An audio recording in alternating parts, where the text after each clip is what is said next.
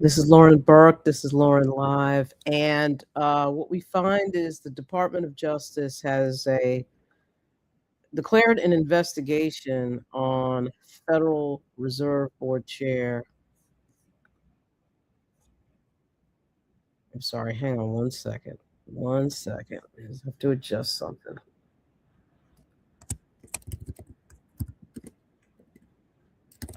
The Federal Reserve Board Chair made a stunning announcement last night, which was January 11th. It's Jerome Powell. The Department of Justice, and this is what Trump's Department of Justice does, they declare investigations on people they don't like that they want to get out of the way. And they make up something to investigate them on. In this case, testimony that Jerome Powell made in front of a congressional committee with regard to renovating the building that the Federal Reserve Board is in. And Jerome Powell last night did something that's probably never happened in the history of the Federal Reserve, or more commonly known as the Fed. He made an announcement. He made an announcement pushing back against the President of the United States. I suspect that's never happened before. Good evening. On Friday, the Department of Justice served the federal... There's no audio. Wow. Good evening. Why is there no audio? Well, I'm going to find a version of what he said that actually has audio. A lot of times what happens with live feeds is they kill the audio on the live feed. I'm not sure why that's... well, for a government site, I don't know why they do that, but I am going to find a version that does have the audio. So Jerome Powell made a statement last night. It, of course, blew up, huge online, and as it should have. And really what this represents is Donald Trump trying to take over everything, because that's what Donald Trump's administration is about. It's about control, authoritarian style control. And his attempts to try to take over everything are not being resisted, in my view, by as many people as one would think would be resisting. But Jerome Powell sure as hell is one of the people who has decided. Jerome Powell sure as hell has decided that he's going to be one of the people to resist. His level of resistance, I don't know why it would catch a lot of people off guard. Jerome Powell is 72 years old, and he's somebody who's been around for a very long period of time. And I suspect that he looks at this situation with a great deal of shock. He may be, or not, I don't know, near retirement anyway. He might be somebody who has been thinking about retiring. I mean, he's 72 years old. But regardless of any of that, I'm sure he's well aware that he doesn't have as much power as the President of the United States. So for him to speak out against the president, push back against the executive branch, knowing that he's not going to get much assistance from anybody. I mean, these members of Congress are too quiet. Obviously, on the right, they are saying absolutely nothing and letting Trump do whatever he wants. And on the left, people like Chuck Schumer are not pushing back as hard as they should be. You want to talk about retirement discussions? I mean, there are a lot of members of Congress who, frankly, are not as vocal as they should be on what's happening. And what's happening is the destruction of the federal government by Donald Trump. So this attempt to take over the Fed, and now you're threatening the chair with an investigation because you want to push him out of the way, you want to scare him, you want to get him to quit so you can control the interest rates and you can control all the levers of government. Keep in mind, is the same Donald Trump that dismantled the Bureau of Labor Statistics. We're not even completely clear on what the unemployment rate is right now, because what the Trump administration people do, what these MAGA people do, is they dismantle anything that you can use to measure their success or failure. And to dismantle the Federal Reserve Board would be a huge one. Anyway, this was last night. This is Jerome Powell, the Federal Reserve Board chair. Good evening. On Friday, the Department of Justice served the Federal Reserve with grand jury subpoenas, threatening a criminal indictment related to my testimony before the Senate Banking Committee last June. That testimony concerned, in part, a multi-year project to renovate historic Federal Reserve office buildings. I have deep respect for the rule of law and for accountability in our democracy. No one, certainly not the chair of the Federal Reserve, is above the law. But this unprecedented action should be seen in the broader context of the administration's threats and ongoing pressure. This new threat is not about my testimony last June or about the renovation of the Federal Reserve buildings. It is not about Congress's oversight role. The Fed, through testimony and other public disclosures, made every effort to keep Congress informed about the renovation project. Those are pretexts. The threat of criminal charges is a consequence of the Federal Reserve setting interest rates based on our best assessment of what will serve the public, rather than following the preferences of the president. This is about whether the Fed will be able to continue to set interest rates based on evidence and economic conditions, or whether instead monetary policy will be directed by political pressure or intimidation. I have served at the Federal Reserve under 4 administrations, Republicans and Democrats alike.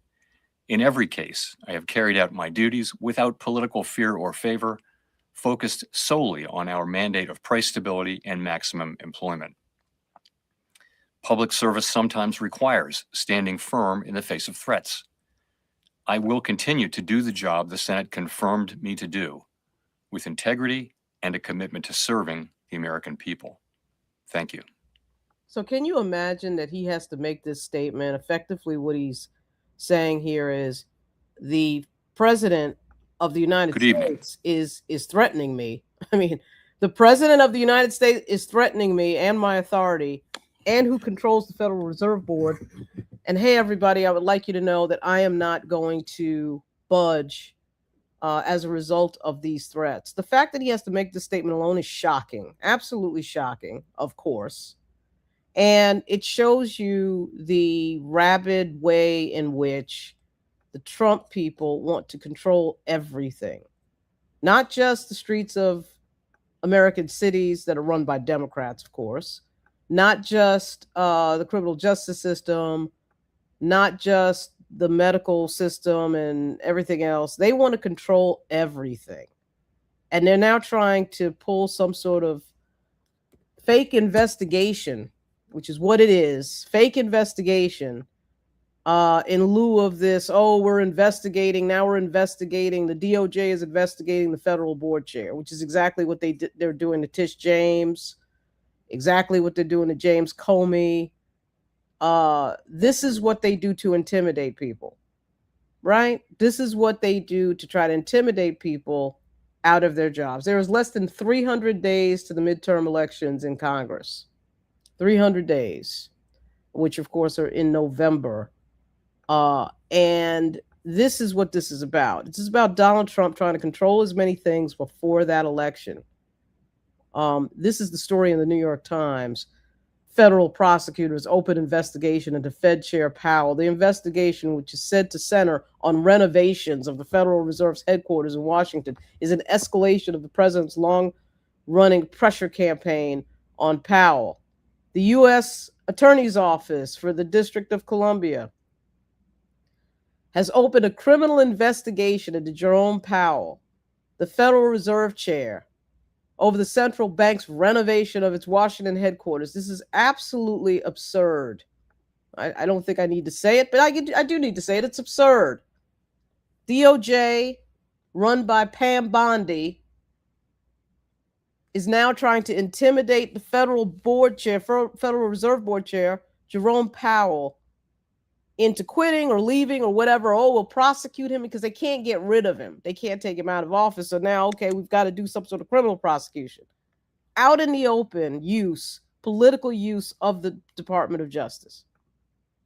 Political use of the Department of Justice right in front of everybody's face, with absolutely no hesitation or anything else. And now in the background too, Trump is threatening to take over the voting machines, and I should have done it in 2020. I should have seized the voting machines when I came into office. He's openly talking about that.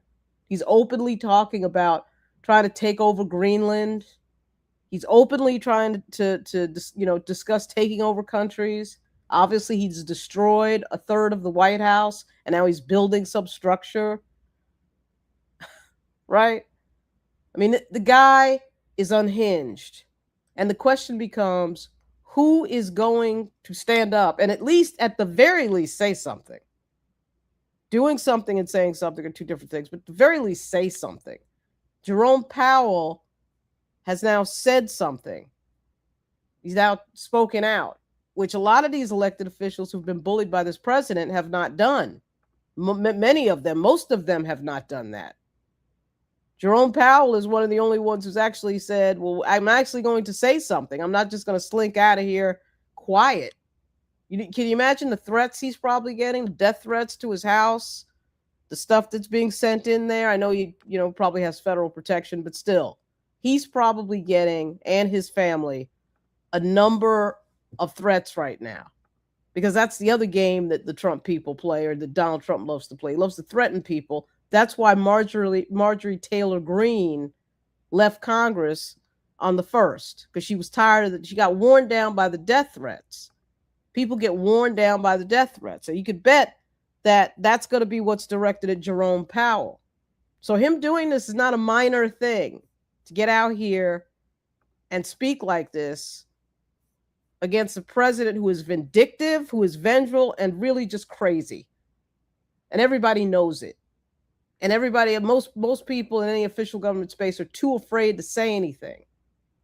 And obviously, after watching the Capitol get attacked on Jan 6, 2021, you know that Facebook and these social media platforms are not going to block anything that's inaccurate and dangerous to have out there. They have decided that they're going to let inaccurate lying continue, even though it is putting people at risk. It's putting police officers at risk at any government location, and it's putting elected officials and government officials at risk who get threatened by this president.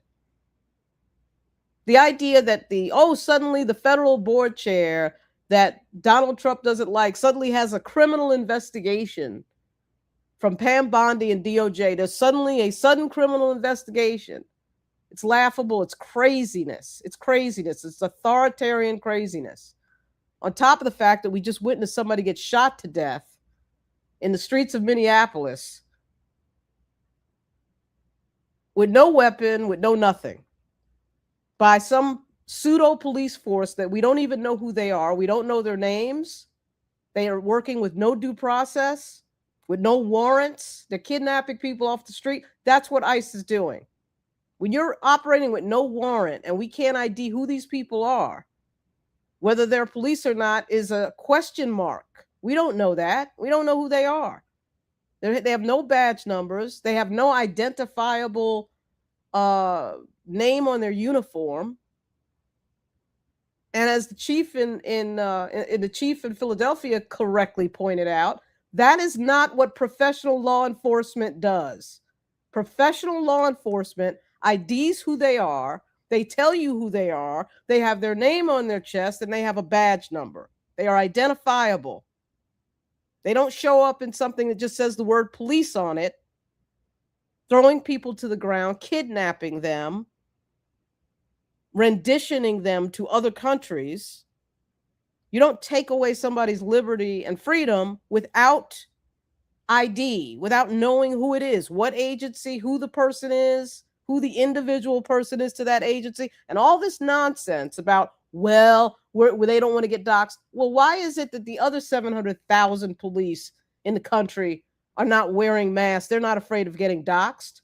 Why is it that the 40,000 police at New York City Police Department, they're not wearing masks? They're walking around patrolling New York City with no mask, with their name tag and their badge number obvious to be seen and displayed publicly.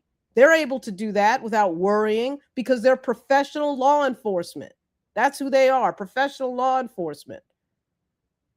So I don't know who these people are that are wandering around who we're saying are ICE. They're claiming to be ICE. We don't know that. We don't know who they are. We have no idea who these people are. And that is by design, by the Trump administration. So I'll be back. I've got to go on a Zoom for 30 minutes.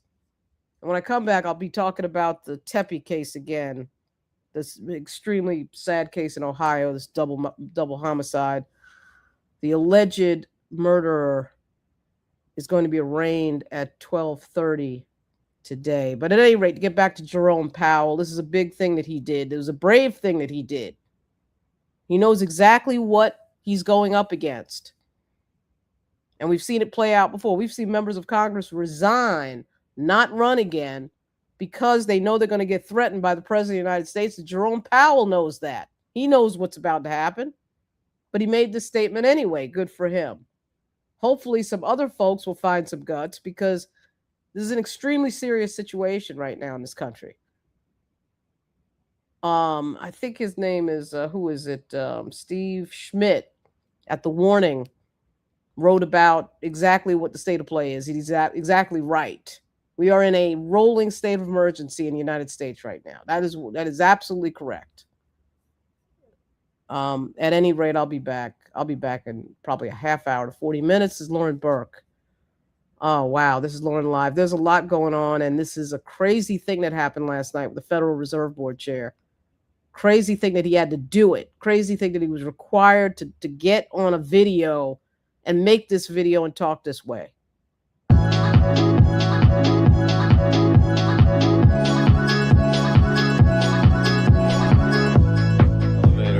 Somewhere. What's going on? Thank you. Are you watching now? Yeah. No, I was watching when I left, but it's excellent. I love it. I love the traffic's blowing up. You were in Brooklyn last night. Where? I was in Bushwick. Okay, my grandmother's house is in Crown Heights. Oh, yeah. So when I saw you, I was trying to look at what the pizza place was to see where As soon as we got there, someone recognized the pizza place. They're like, we got to get out of here. Someone had get out. It was great. blown up our spot. This show is freaking fantastic. Thank you. Love it. Love it, man. Love it.